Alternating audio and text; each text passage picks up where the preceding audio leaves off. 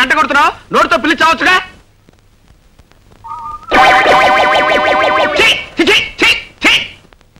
ఓరి నీ బద్దకం తగలడా? కుక్క కాలు లాగుతున్నా కాలుతో తనొచ్చుగా, నోటితో చిచి అనొచ్చుగా, పైగా గంట కొట్టి పిలవాలా? ఏ ముహూర్తాన్ని నీ కూతురు వెళ్ళ తాళి పట్టు కట్టాను కానీ ముప్పావులా కట్నం ఇచ్చి ముప్పుట్లో మెక్కి చేస్తున్నావు కదరా. ఆ పగవుతున్నావేంట్రా? చిట్టి చిట్టి ఎక్కడ వచ్చావే?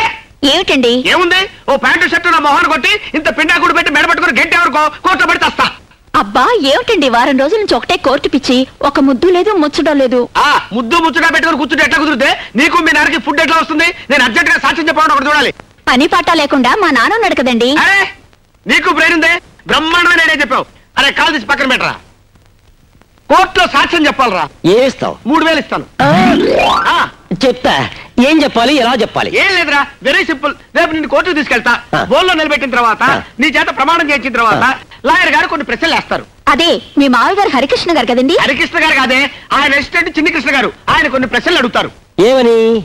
హత్య జరిగేటప్పుడు నువ్వు అక్కడే ఉన్నావా అని అడుగుతాడు. ఎస్ అను. ఇతనే హత్య చేశాడా అని అడుగుతాడు. నో అను. ఇతన్ని విడుదల చేయొచ్చా అని అడుగుతాడు. ఆల్ రైట్ అను. Yes, no, all right.